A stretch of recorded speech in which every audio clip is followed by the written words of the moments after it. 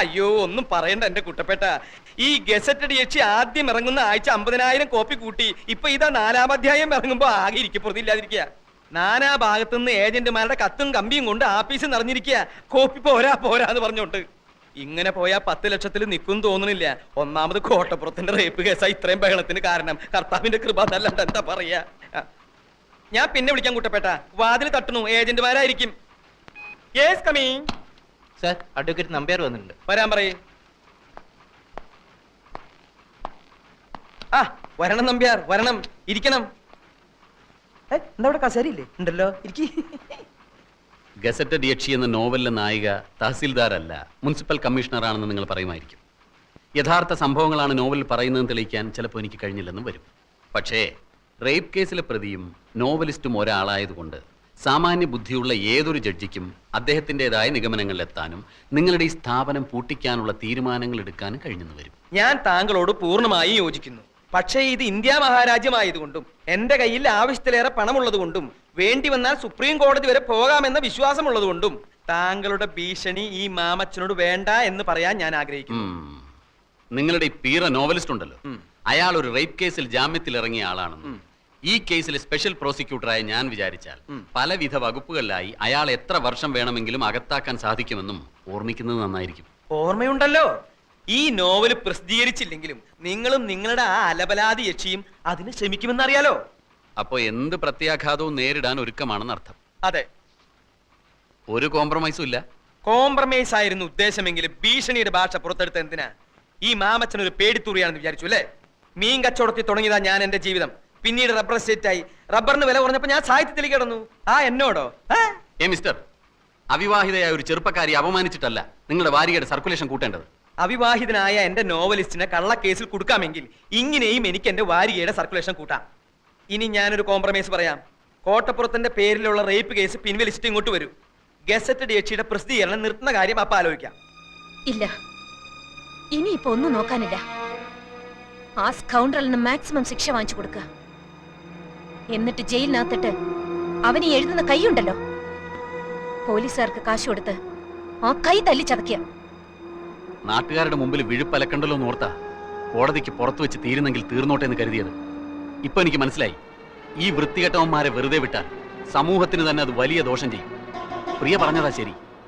ഇനി ഒന്നും ആലോചിക്കാനില്ല, ഒക്കെ ഇനി കോടതി. Your Honor, you have already allowed petition 315 CRPC. So let me examine the accused number 1 and 2 as witnesses.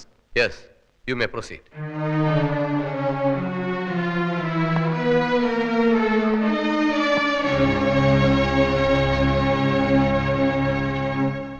നിങ്ങളും രണ്ടാം പ്രതി രാമകൃഷ്ണനും അന്യായക്കാരുടെ വീട്ടിൽ എന്തിനു പോയി? ഞങ്ങൾ താമസിക്കുന്ന വീട്ടിൽ വന്ന് അവർ ഞങ്ങളെ കാപ്പ് കുടിക്കാൻ ക്ഷണിച്ചു, അതുകൊണ്ട് പോയി. അപ്പൊ അവരുടെ വീട്ടിൽ ആരൊക്കെ ഉണ്ടായിരുന്നു? അവരും അവരുടെ ജോലിക്കാരിയും. നിങ്ങൾ കാപ്പി കുടിച്ചോ? ഇല്ല. എന്തുകൊണ്ട് കുടിച്ചില്ല? കുടിക്കാൻ തുടങ്ങുന്നതിന് മുമ്പ് പെട്ടെന്ന് ആ സ്ത്രീ ഒരു കത്തിയെടുത്ത് അവരുടെ വെയിൻ കട്ട് ചെയ്ത് മരിക്കാൻ പോവുകയാണെന്ന് പറഞ്ഞു. ഞങ്ങൾ അവരെ തടയാൻ ശ്രമിച്ചു. വേറെ ഒന്നും സംഭവിച്ചില്ലേ? ഇല്ല. ഇതിനു മുമ്പ് നിങ്ങൾ ഏതെങ്കിലും ക്രിമിനൽ കേസിൽ പെട്ടിട്ടുണ്ടോ? ഇല്ല. നിങ്ങൾ കല്യാണം കഴിച്ചാണോ? അല്ല. എന്തുകൊണ്ട് കല്യാണം കഴിച്ചില്ല? ഒരു സ്ത്രീയെ കല്യാണം കഴിച്ച അവളെ കടപ്പറയിലെ ഒരു ഉപകരണമാക്കി മാറ്റാൻ എനിക്ക് സാധിക്കില്ല എന്നുള്ളതുകൊണ്ട്. സ്ത്രീകളോടുള്ള നിങ്ങളുടെ മനോഭാവം എന്താണ്? സ്ത്രീ അമ്മയാണ്, ദൈവമാണ്. That's all, Your Honor.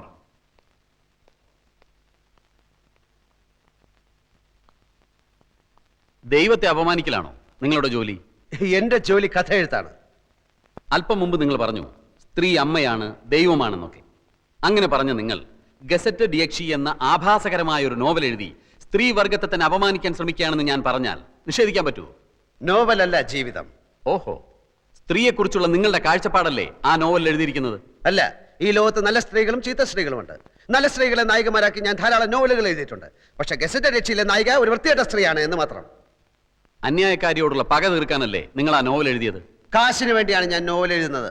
Gazetted യക്ഷിയിലെ നായികയുടെ ചിത്രത്തിന് അന്യായക്കാരിയുടെ മുഖം എങ്ങനെ വന്നു? അത് ചിത്രം വരച്ച ആളോട് ചോദിക്കണം. നിങ്ങൾ മദ്യപിക്കാറുണ്ടോ? ആ, അത്യാവശ്യം. ഇതുവരെ ഒരു കേസിലും പ്രതിയായിട്ടില്ല എന്ന് നിങ്ങൾ പറഞ്ഞു. മദ്യപിച്ച് അന്യായക്കാരിയുടെ വീട്ടിൽ കയറിയതിന് നിങ്ങളെ പോലീസ് അറസ്റ്റ് ചെയ്തിട്ടില്ലേ? രണ്ടാം പ്രതി രാമകൃഷ്ണന്റെ വീടാണെന്ന് കരുതിയാണ് ഞാൻ ആ വീട്ടിൽ കയറിയത്. എന്ത് കരുതി എന്നുള്ളതല്ല, നിങ്ങളെ പോലീസ് അറസ്റ്റ് ചെയ്തോ ഇല്ലയോ? പോലീസ് അറസ്റ്റ് ചെയ്തില്ല, എന്നെ കൂട്ടിക്കൊണ്ടുപോയി. SIക്ക് സത്യം ബോധ്യമായപ്പോ എന്നെ വെറുതെ വിട്ടു. ഈ സ്ത്രീകൾ തനിച്ച് താമസിക്കുന്ന വീട്ടിൽ കയറി ബ്രേക്ക്ഫാസ്റ്റ് കഴിക്കലാണോ നിങ്ങളുടെ ജോലി? ബ്രേക്ക്ഫാസ്റ്റ് കഴിക്കാൻ തോന്നുമ്പോൾ ആ വീട്ടിൽ സ്ത്രീകൾ തനിച്ചാണോ സംഘം ചേർന്നാണോ താമസിക്കുന്നത് എന്ന് ഞാൻ നോക്കാറില്ല. ഏത് സ്ത്രീ വിളിച്ചാലും നിങ്ങൾ ബ്രേക്ക്ഫാസ്റ്റ് കഴിക്കാൻ പോവോ? ബ്രേക്ക്ഫാസ്റ്റ് മാത്രമല്ല, ലഞ്ചും സപ്പറും ഒക്കെ കഴിക്കാൻ പോകും. വർഷങ്ങളായി മനസ്സിൽ കൊണ്ടു നടന്ന അന്യായക്കാരിയോടുള്ള പക തീർക്കാൻ വേണ്ടിയാണ് നിങ്ങൾ അവരെ മാനഭംഗം ചെയ്യാൻ ശ്രമിച്ചതെന്ന് ഞാൻ പറഞ്ഞാൽ നിഷേധിക്കാൻ കഴിയൂ? കഴിയും. ഞാൻ ഈ സ്ത്രീയെ ആദ്യമായി കാണുന്നത് തന്നെ ഏതാനും ദിവസങ്ങൾക്ക് മുൻപാണ്.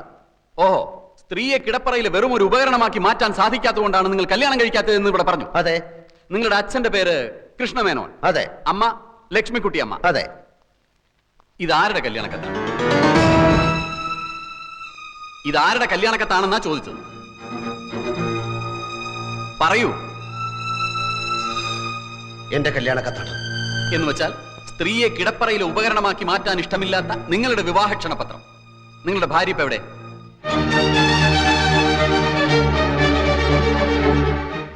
ഞാൻ കല്യാണം കഴിച്ചിട്ടില്ല. കഴിച്ചിട്ടില്ലേ? അപ്പൊ കല്യാണം കഴിക്കാതെ ചുമ്മാ കല്യാണക്കത്തടിച്ച് വിതരണം ചെയ്യലാണോ നിങ്ങളുടെ ഹോബി? മറുപടി പറയൂ. അന്ന് അങ്ങനെ സംഭവിച്ചു. എന്താണ് സംഭവിച്ചതെന്ന് ഞാൻ പറയാം. കല്യാണം ഉറപ്പിച്ചു, കല്യാണക്കത്തടിച്ചു, ആളുകളെ ക്ഷണിച്ചു. കല്യാണ തീയതി അടുത്തപ്പോഴാണ് വധു അറിയുന്നത് നിങ്ങൾ ഒരു ആഭാസനാണ്. അങ്ങനെ ആ പെൺകുട്ടി കല്യാണത്തിന് വിസമ്മതിച്ചു. അതല്ലേ സത്യം? അല്ല. ആണെന്ന് ഞാൻ പറയുന്നു. അന്നു മുതൽ ആ പെൺകുട്ടിയോട് നിങ്ങൾക്ക് തീർത്താൽ തീരാത്ത പകയായി.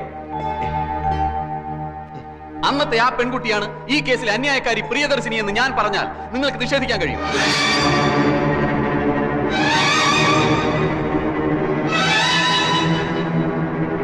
ഈ ക്ഷണക്കത്തിലെ വധു പ്രിയ മേനോൻ തന്നെയാണ് അന്യായക്കാരി പ്രിയദർശിനി. വരൻ വിദ്യാസാഗർ തന്നെയാണ് ഇപ്പോഴത്തെ ഈ novelist Sagar Kottappuram.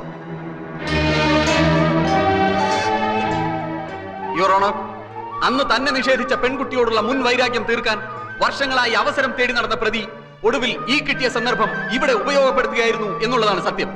That's all your owner.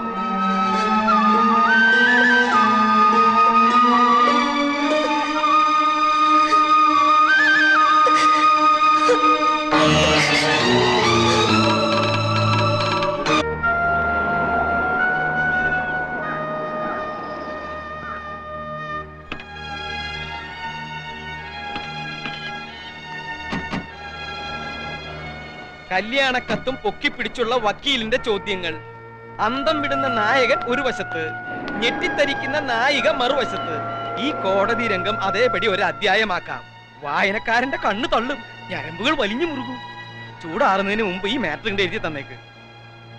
അതിരിക്കട്ടെ, കല്യാണക്കത്തടിച്ചു, കല്യാണം നടന്നില്ല. അതെന്താ കാരണം? അത് പോട്ടെ. 5-6 വർഷത്തിനിടയിൽ വീണ്ടും കണ്ടുമുട്ടിയപ്പോൾ നായകൻ നായികയെ തിരിച്ചറിഞ്ഞില്ല, നായിക നായകനെയും തിരിച്ചറിഞ്ഞില്ല. ഈ സിനിമയിലും നോവലിലും ഒക്കെ പഴയ കാലം മറന്നു പോണ ഒരു രോഗം ഉണ്ടല്ലോ. എന്താ അതിന്റെ പേര്? അമ്ലേഷ്യം അല്ലേ? രണ്ടാൾക്കും അമ്ലേഷ്യം പിടിപെട്ടതാണോ? എന്തെങ്കിലും ഒന്ന് പറ എന്റെ കോട്ടപ്പുറം.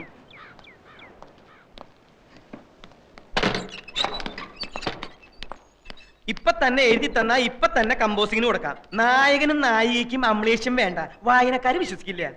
ഒരാൾക്ക് മതി അമ്ലേഷ്യം. ഗസറ്റഡ് എച്ചി അധ്യായം 6 അമ്ലേഷ്യം എന്ന ടൈറ്റിലും കൊടുക്കാം. കഴിഞ്ഞ ലക്കത്ത് കഥ എവിടെയാ നിൽക്കുന്നതെന്ന് അറിയോ? എവിടെ നിർത്തിയിരിക്കണേ? അതറിയാതെ ചുമ്മാ അമലേഷ്യം അമലേഷ്യം എന്ന് പുലമ്പിയിട്ട് കാര്യമില്ല. അമലേഷ്യം അങ്ങനെ ഒരു വാക്കില്ല. പിന്നെ ഈ മറവി രോഗത്തിന്റെ പേരെന്താന്ന്? അതൊന്നും അല്ല ഇവിടുത്തെ പ്രശ്നം.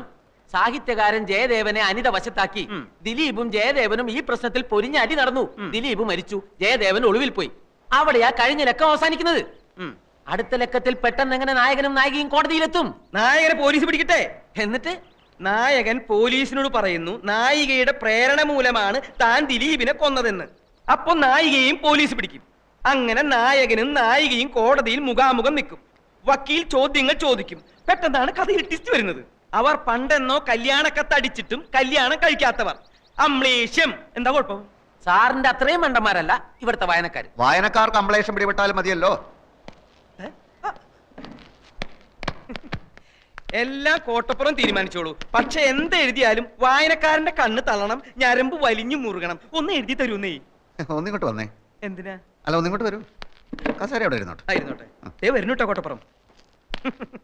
അമ്ലേഷ്യം. ഇയാൾ എവിടുത്തുകാരനാടോ? ചങ്ക് പൊട്ടി നിൽക്കുന്ന ഒരു മനുഷ്യനോട് ഇങ്ങനെയാണോ സംസാരിക്കുന്നത്?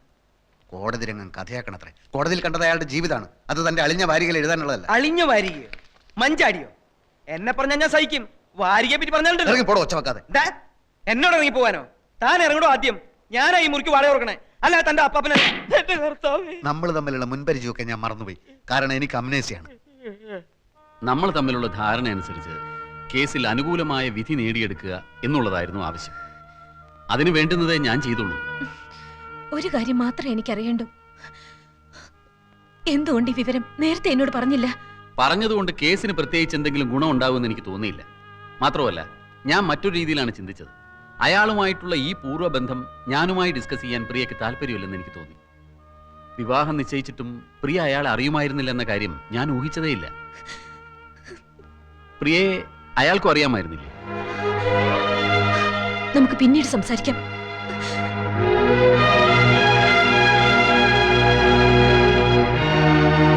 സർ, ഇനി ഈ കേസ് പ്രൊസീഡ് ചെയ്യാൻ എനിക്ക് താല്പര്യമില്ല.